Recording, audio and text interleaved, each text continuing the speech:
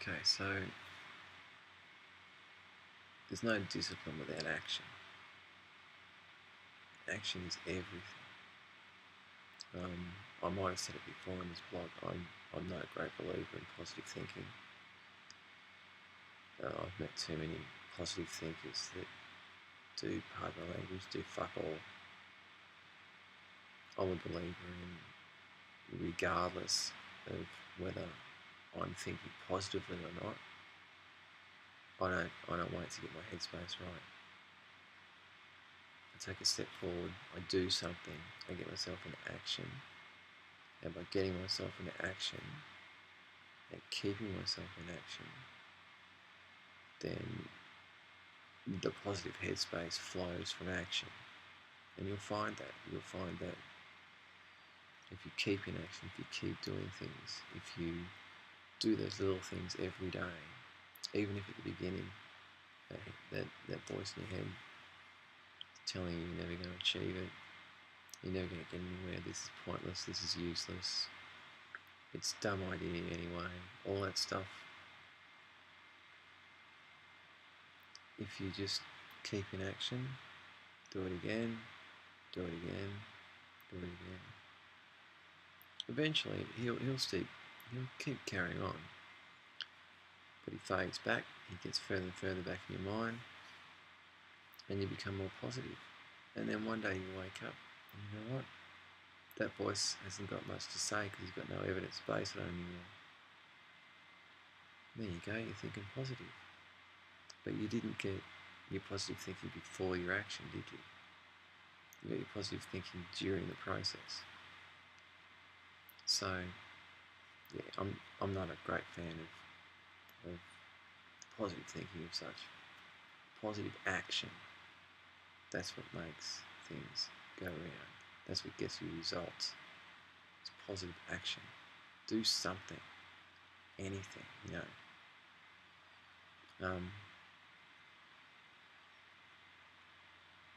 I've said that to so many people about so many things that they talk about. They want to do this, they want to do that. It's like, well, what did you do about that today? Did you do something about that today? Anything, you know. So that's actually my little philosophy of life right there in a nutshell. Do something. Do anything. You know, there have been periods in my life where I haven't known what my goal was. I haven't really known what I wanted to achieve. There was a large part of my life in the early, like between 2001 and 2006, 7, when I first bought my present business, where I actually completely left the industry that I'd known most of my life, and I firstly went fruit picking, and it was during fruit picking that I met and wooed, I guess is the word, my partner Jo, and she moved from Perth to Melbourne, and we were living in a rental, and she'd actually, funny enough, been fruit picking as well over in WA. And so we just put our names down to get bit work on farms, and we both got a job weeding. Now at this stage we didn't know what we wanted to do. I thought I'd left the music industry for good, but I didn't know what I wanted to do. So I was working as a farm worker.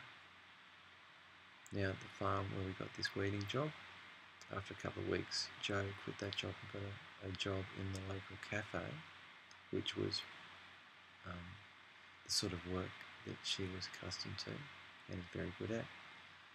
But I stayed weeding, and within weeks the manager took me off weeding, moved me on to something else, and within a year I was the co-manager of the farm.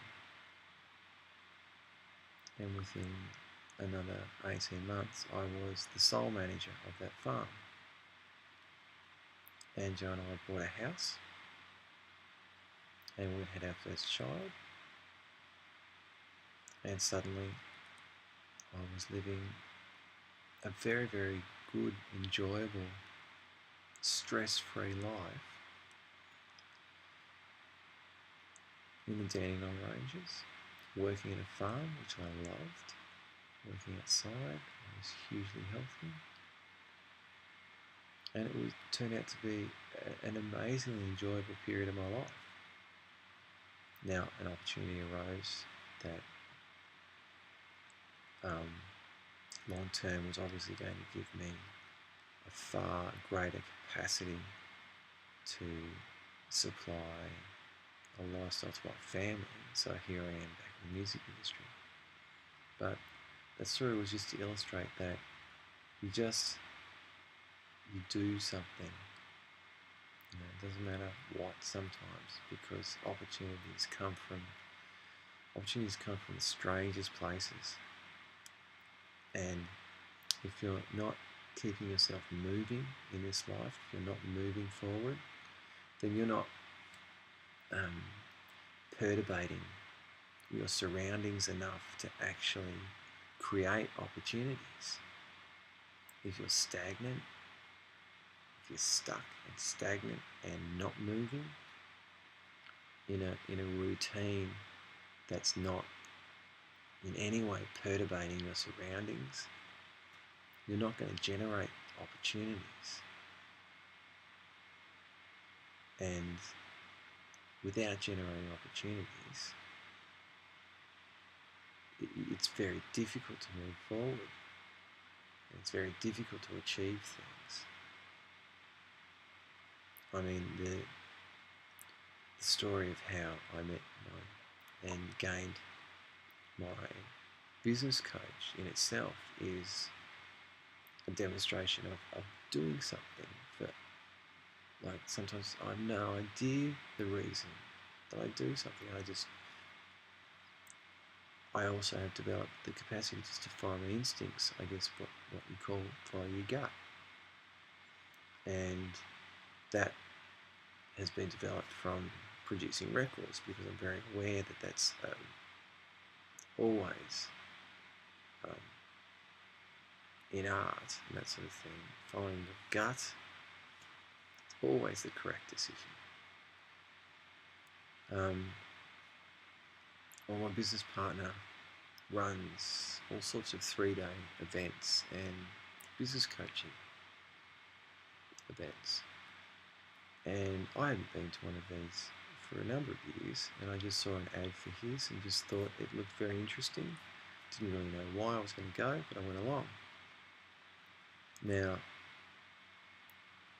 that first day, I learnt heaps and heaps that first day, but I had to go back to the recording studio and finish off a mix that evening, and the course went till 9 p.m. and I couldn't stay.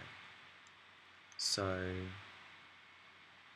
I actually asked permission if I could stand up and address everybody in the room, because that day they'd been speaking about things including how important it was to build a database of business contacts. And here I was sitting in an entire room with business contacts, and I suddenly had this bright idea about a way to try and harvest as many emails of these people as I could. So I stood up, explained and apologised that I was having to leave to go back to work, but that the job that I was working on was actually an artist that was familiar to people from a television show. So I just asked who in the room knew who this artist was. Got quite a number of raised hands, and I said that anybody that emailed me at my email address, which I gave out, I would give them a complimentary copy of this artist's EP when it was finished. Now, I gained the permission of the artist after offering this, but luckily enough, she was very kindly disposed to helping me out. And I thanked everybody and I walked out. I didn't think any more of it. Now, a little while later, I got a call from Kane, who is now my business coach, who was a record producer in a former life and owned and still owns a music production company. And he wanted to have lunch with me and have a chat about my business. So we did. And he offered to become my business coach because he thought he could help me grow my business. And as it turns out, he is one of the world's foremost business coaches. Works with Richard Branson. And so from just deciding on a whim to do a business course, I find myself with one of the world's best business coaches. So that's again how doing things, just keeping moving, learning things, taking opportunities as they come, creates more opportunities. And by grabbing those opportunities, that in turn rattles the cage even more, and you get more opportunities. And I guess probably part of what I'm talking about here is being excited about what you do. And there you go, there's another idea. So let's go on to part 4, is it? Excitement.